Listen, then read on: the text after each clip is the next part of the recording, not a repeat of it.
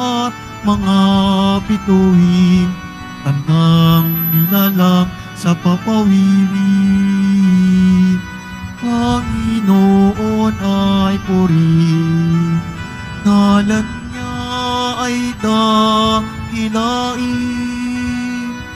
Panginoon ay purihin, ngalan niya ay dakilain. Ngalan niya ay dakilain. Sa ngalan ng Ama, ng Anak at ng Espiritu Santo, Amen. sumainyo ang Panginoon. At sumaiyo rin. Mga kapatid, aminin natin ang ating mga kasalanan upang tayo maging marapat gumanap sa banal na pagdiriwang. Sinugong tagapagpagaling sa mga nagsisisi, Panginoon, kaawaan mo kami. Panginoon, kaawaan mo kami. Dumating na tagapag-anyayang mga makasalanan ay magsisi, Kristo, kaawaan mo kami. Kristo, kaawaan mo kami. Nakaluklok ka sa kanan ng Diyos Ama para ipamagitan kami. Panginoon, kaawaan mo kami. Panginoon, kaawaan mo kami. Kaawaan tayo ng makapangyarihan Diyos, patawarin tayo sa ating mga kasalanan at patnubayan tayo sa buhay na walang hanggan. Amen. Manalangin tayo. Ama naming makapangyarihan, ang dalaga at martir na si Santa Agata ay manikluhod nawa sa iyo para kami iyong patawarin dahil siya ay iyong kinalulugdan kailanman bilang matatag na martir at matapat hanggang sa kamatayan sa aming Panginoong Hesukristo kasama ng Espiritu Santo magpasawalang hanggan. Amen. Magsiupo muna ang lahat. Pagbasa mula sa unang aklat ng mga hari. Noong mga araw na iyon, ang matatanda ng Israel at ang mga puno ng mga angkan ay ipinatawag ni Solomon sa Jerusalem upang kunin ang kaban ng tipan sa Sion, ang kuta ni David. Kaya nagpunta kay Solomon ang mga pinuno sa Israel noong kapistahan ng buwan ng Etanim, 7 buwan ng taon. Nang naroon na ang lahat, binuhat ng mga saserdote ang kaban ng tipan. Tinulungan sila ng mga Levita sa pagdadala ng tolda at mga kagamitang naroroon. Hindi mabilang ang mga baka at tupang inihandog ni Solomon at ng buong Israel sa harap ng kaban ng tipan. Pagkatapos, ipinasok ng mga saserdote ang kaban ng tipan sa dakong kabanal-banalan at inilagay sa ilalim ng mga pakpak ng mga kerubin. Nakabuka ang pakpak ng mga kerubin, kaya't nalulukuban ng mga iyon ang kaban ng tipan at ang mga pasanan nito. Walang ibang laman ang kaban kundi ang tablang bato na kinasusulatan ng tipan ng Panginoon sa bayang Israel. Ang mga tablang bato ay inilagay roon ni Moises nang sila'y nasa Horeb, matapos silang ilabas sa lupain ng Ehipto. Pagkalabas ng mga saserdote, ang templo'y napuno ng ulap. Ano pat hindi sila mga pagpatuloy ng gawain sa loob. Ang templo'y napuno ng kagilagilalas na kaningningan ng Panginoon. Kaya nga't sinabi ni Solomon, O Panginoon, kayo ang naglagay ng araw sa langit, ngunit minabuti ninyong manirahan sa makapal na ulap. Ipinagtayo ko kayo ng isang magarang templo, isang bahay na titirhan ninyo habang panahon. Ang salita ng Diyos. Salamat sa Diyos. Poong makapangyarihay, kami iyong panahanan. Poong makapangyarihan, kami iyong panahanan. Aming nabalita na nasa Bethlehem ang kaban ng tipan. Sa bukid ng Haar namin nasumpungan. Poong makapangyarihan, kami iyong panahanan. Ang aming sinabi, ang templo ng Poon ay puntahan natin, sa harap ng trono siya ay sambahin. Poong makapangyarihan, kami iyong panahanan. Sa iyong tahanan, Poon, pumasok ka kasama ang kaban, ang kabang sigasig ng kapangyarihan. Ang mga saserdote, bayaang maghayag ng iyong pagliligtas. Ang mga hinihirang, sumigaw sa galak.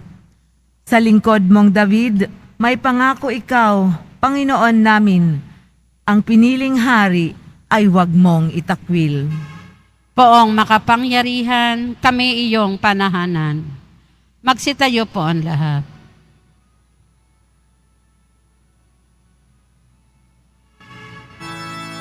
Hallelujah, Hallelujah, Hallelujah,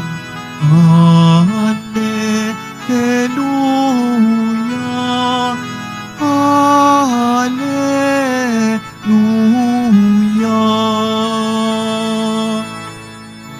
Ipinangaral ni Jesus ang paghahari ng Diyos. Sakit ay kaniyang ginamot. Hallelujah, Hallelujah, Hallelujah,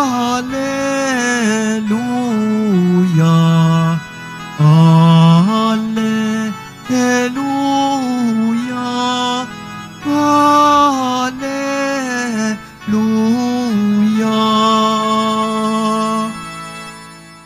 Sumainyo ang Panginoon. At sumaiyo rin. Ang mabuting balita ng Panginoon ayon kay San Marcos. Papuri sa iyo, Panginoon. Noong panahong iyon, sina Jesus at ang kanyang mga alagad ay tumawid ng lawa, at pagdating sa Nazaret ay isinadsad nila ang bangka.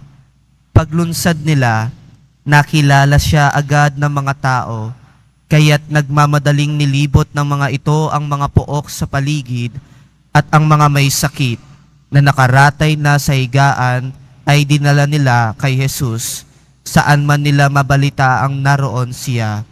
At saan man siya dumating, baging sa nayon, lunsod o kabukiran, ay dinadala sa liwasan ang mga may sakit at isinasamo sa kanya na pahipuin sila kahit man lang sa palawit ng kanyang kasuotan. At lahat ng makahipo nito ay gumagaling. Mga kapatid, ang mabuting balita ng Panginoon. Pinupuri ka namin, Panginoong Heso Kristo. Magsiupo muna ang lahat.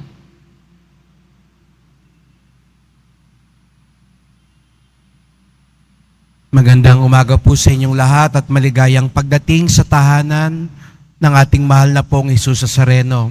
Binabati din natin ang mga nasa online, lalo na po mga may sakit, nag-aalaga sa may sakit, at mga kababayan, mga kadeboto natin mula sa iba't ibang panig ng bansa daigdig na nais sumama sa pagdiriwang ng misa dito sa Quiapo, sa Basilica Minor at Pambansang Dambana ni Jesus Nazareno.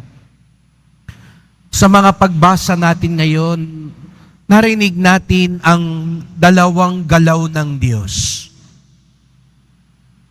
Ang Diyos lubhang maawain, lubhang mapagmahal.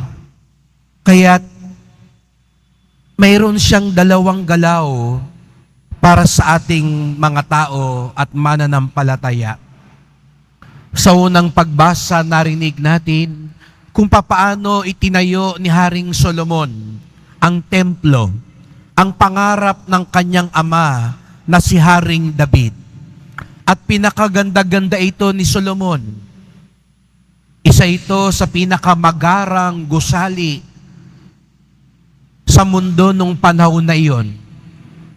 Ang templo, tahanan ng Diyos. At dito narinig natin ang galaw ng Diyos at sinabi na may ulap na nanahan sa templo. Tanda na ang Diyos tinanggap ang alay at nanahan sa gusaling iyon. Kaya nga't mula ng panahon na iyon, ang mga tao ay nagpupunta sa templo para mag-alay, manalangin, at maranasan ang himala ng Diyos. Kaya tayo may simbahan, katulad ng templo, na tahanan ng Diyos. Dito tayo dumudulog sa Kanya. Kaya nga't ang ating simbahan, ginawang pambansang dambana upang lalong kilalanin na ang simbahan natin dito sa Quiapo, tahanan ni Jesus Nazareno, tahanan ng bawat deboto. Ngunit, hindi lang sa simbahan, sa templo, ang galaw ng Diyos. Sa Ebanghelyo naman narinig natin, si Jesus mismo ang nagpupunta sa bayan-bayan. Si Jesus mismo ang lumalapit sa mga tao, sa mga may sakit, sa mga nagugutom, sa mga inaalihan ng demonyo, sa mga nangangailangan. Sapagkat ang Diyos, hindi lang nag-aantay sa atin. Huwag niyong isipin na inaantay lang tayo lagi ng Diyos. Ang Diyos, ang laging may kusa. Sa katunayan, mas may kusa pa ang Diyos kaysa sino man sa atin. Ikaw man ang pinakamadasalin na tao sa buong mundo. Kahit sabihin mong inaaraw-araw ko ang simba, inaaraw-araw ko ang Quiapo,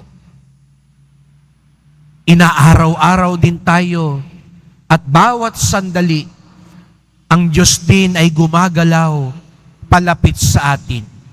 Kung papaano si Jesus Nazareno sa Ebanghelyo, siya ang lumalapit sa mga tao. Kaya siya naaabot ng mga tao dahil nagkukusa siya na lumapit sa atin. Ito ang mabuting balita, mga kapatid. Ang Diyos, nasaan man tayo, nandoon din siya. Nasa templo ang Diyos. Nasa simbahan ang Diyos. Nasa pagdiriwang ng misa ang Diyos. Ngunit paglabas natin, naririyan pa rin ang Diyos. Sa mga nasasalubong natin, sa mga katrabaho natin, sa tahanan natin, sa mga inaapi at nangangailangan, naririyan din ang Diyos na nais nating hanapin, na nais nating maranasan. Kaya nga, ito yung ipagdasal natin na sana lagi natin matandaan at malagay sa kamalayan natin. Nasa presensya tayo lagi ng Diyos. At sa mga panahon na gusto natin tumawag sa Kanya, kung hindi man tayo makapunta sa simbahan, lalo na mga may sakit, lalo na mga nasa ibang bansa na walang simbahang mapuntahan, kayo pa rin ay inaabot ng Diyos. Sapagkat gano'n na lamang kabuti, kaawain at mapagmahal ng Diyos. Ang galaw ng Diyos ay nasa Kanyang tahanan at saan man tayo naroroon. Kaya walang dahilan para hindi tayo magdasal. Walang dahilan para hindi tayo sumunod sa Kanya. Walang dahilan para hindi natin maranasan ang himala ng Diyos, sapagkat saan man tayo naroroon, naroon ang Diyos. Tumayo po ang lahat.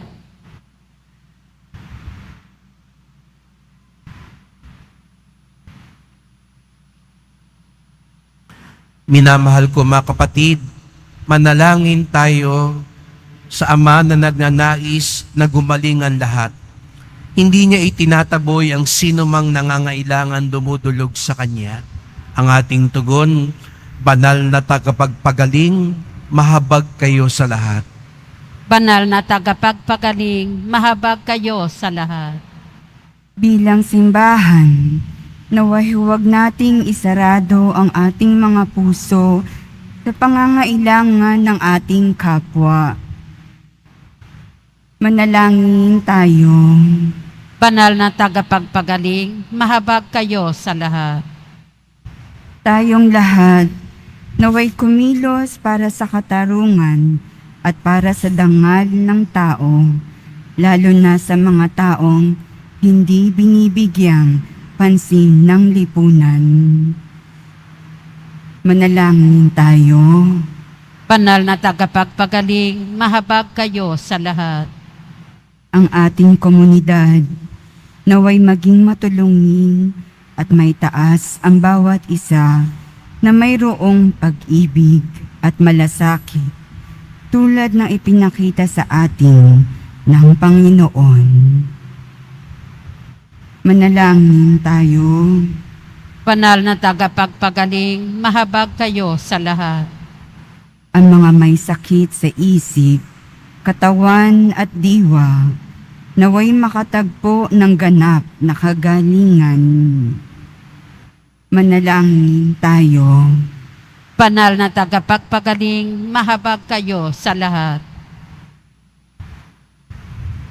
Makapangyarihang Ama, pakinggan mo ang aming mga panalangin at ang aming mga puso ay gawin mo kaming laging handa. Hinihiling namin ito sa pamamagitan ni Kristong aming Panginoon. Amen. Magsiupo muna ang lahat.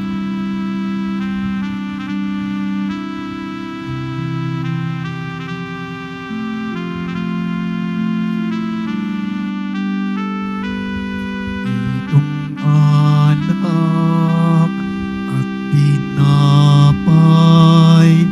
ihandog sa iyo, Ama.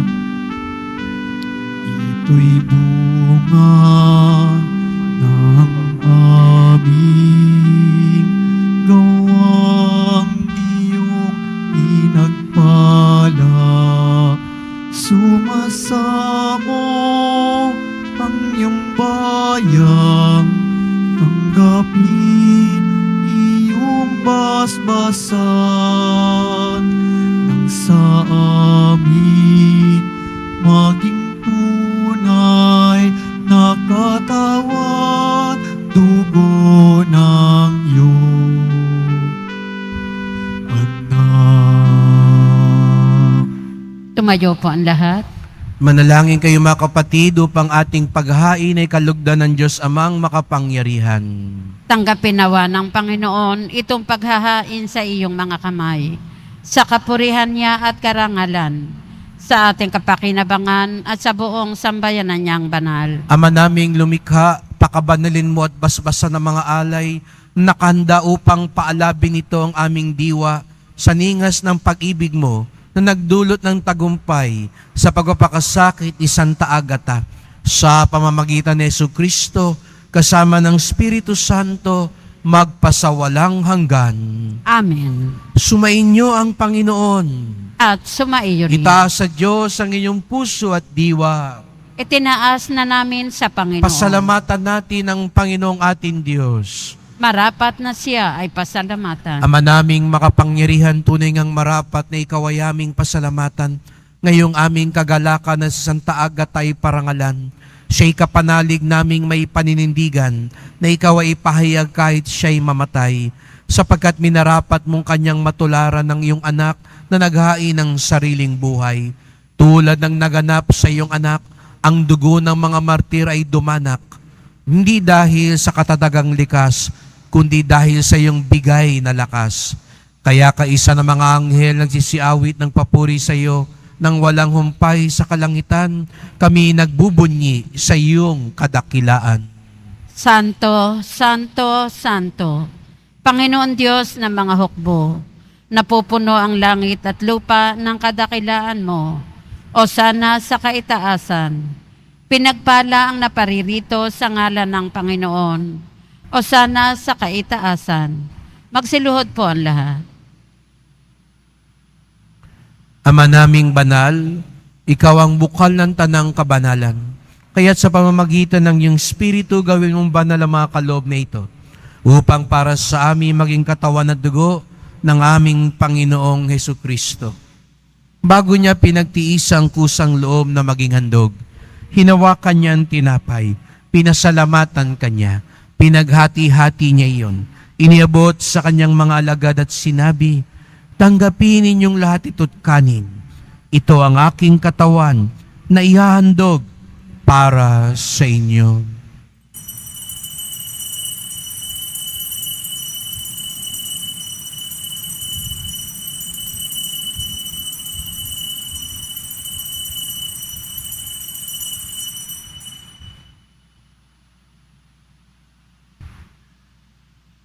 Kaya hindi naman nang matapos sa ngapunan, hinawakan niya ang kalis, muli kanyang pinasalamatan. Iniabot niya ang kalis sa kanyang mga alagad at sinabi, tanggapin ninyong lahat ito't inumin. Ito ang kalis ng aking dugo, ng bago't walang hanggang tipan. Ang aking dugo na ibubuhos para sa inyo't para sa lahat, sa kapagpapatawad ng mga kasalanan. Gawin niyo ito sa pag-alala sa akin.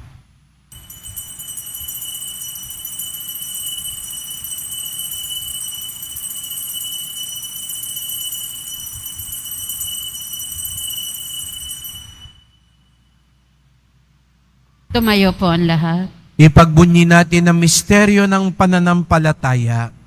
Si Kristo'y namatay, si Kristo'y nabuhay, si Kristo'y babalik sa wakas ng panahon. Ama, ginagawa namin ngayon ang pag-alala sa pagkamatay at muling pagkabuhay ng iyong anak, kaya tinalay namin sa iyo ang tinapay nagbibigay buhay at ang kalis na nagkakaloob ng kaligtasan. Kami nagpapasalamat dahil kami yung minarapat na tumayo sa harap mo para maglingkod sa iyo.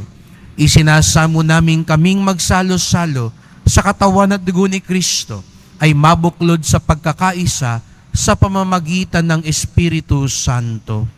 Ama, lingapin mo ang iyong simbahang laganap sa buong daigdig. Puspusin mo kami sa pag-ibig kaysa ni Francisco naming Papa, ni Jose naming Obispo at ng Tanang Kaparian.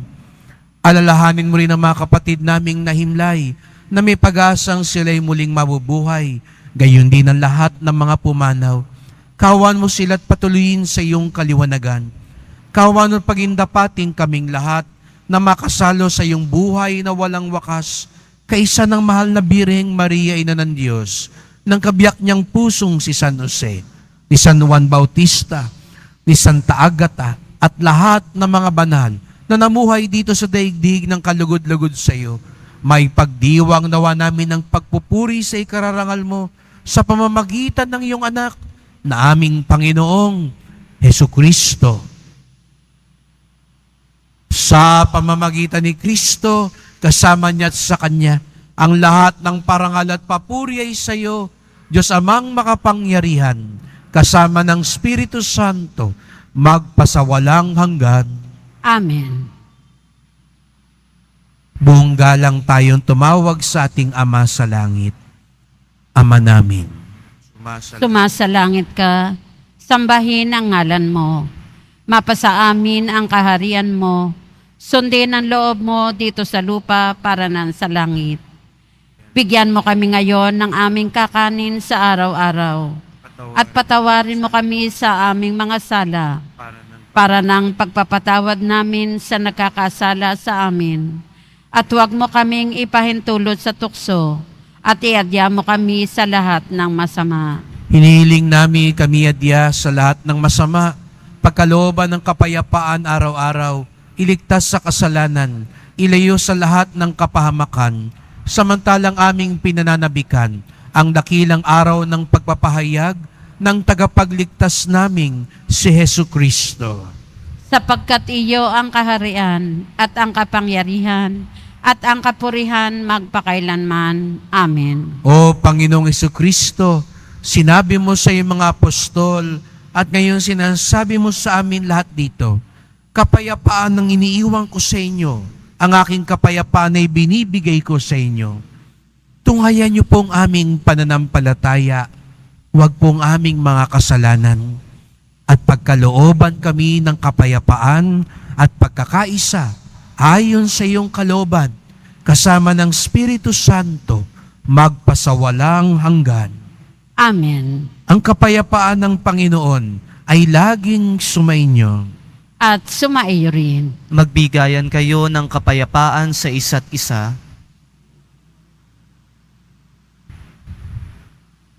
Kordero ng Diyos na nag-aalis ng mga kasalanan ng sanlibutan, maawa ka sa amin. Kordero ng Diyos na nag-aalis ng mga kasalanan ng sanlibutan, maawa ka sa amin. Kordero ng Diyos na nag-aalis ng mga kasalanan ng sanlibutan, ipagkaloob mo sa amin ang kapayapaan. Magsiluhod po ang lahat. Narito ang ating Panginoong Jesucristo, ang ating tagapagpagaling at kapayapaan. Ang Kordero ng Diyos, nag-aalis ng mga kasalanan ng sanlibutan. Mapapalad ang inaanyayahan sa kanyang piging.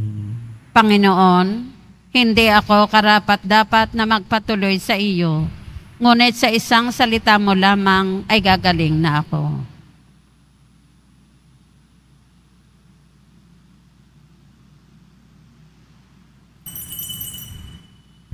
Para sa lahat ng tatanggap ng banal na komunyon, sasagot po tayo ng amen. Pagkasabi ng pari o ng lay minister ng katawan ni Kristo, at isubo agad sa bibig bago umalis sa harapan ng pari o lay minister. Sumunod po tayo. Maraming salamat po.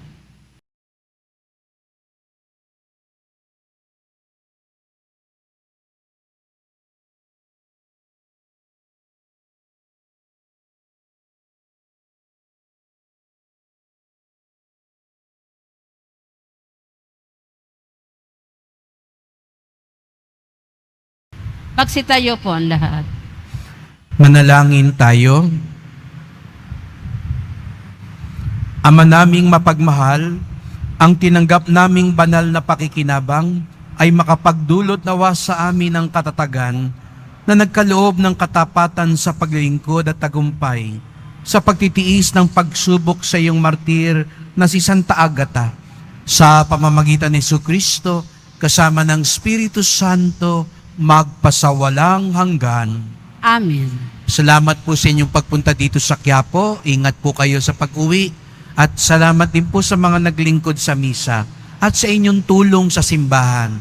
Mga pamisa, love offerings, online donations, sa mga nagdadala po dito ng bigas, dilata, noodles, at iba pang pang-ayuda. Ang ating debosyon sa Poong Nazareno ay nagtuturo sa atin magmalasakit sa ating kapwa. Ang Diyos ay kasama natin. Siya'y nasa tahanan niya, siya'y nasaan man tayo naroon, sapagkat lubhas siyang mawain at mapagmahal. Sumainyo ang Panginoon. At sumaiyo rin. Mahal na pong Jesus Nazareno, inihayag mo sa pamamagitan ng krus ang walang maliw na pag-ibig ng Diyos sa sangkatauhan. Pakinggan mo ang kahilingan ng iyong angkan nagsusumamo sa iyo. Makamtanawa nilang iyong katugunan at tanggapin ang kasagutan ng may utang na loob na tinatanaw. Basbasan din po ninyo ang dala nilang mga imahen at dasalan. Sa pamamagitan ng bendisyon na ito, naway maalala nila mga pangako nila sa binyag na ikaw ang kanilang iibigin at paglilingkuran bilang Panginoon, magpasawalang hanggan. Amen. At pagpalain kayong lahat ng makapangyarihang Diyos, Ama at Anak at Espiritu Santo. Amen. Humayo kayong mapayapa, taglay ang pag-ibig ng mahal na pong Jesus Nazareno. Salamat sa Diyos.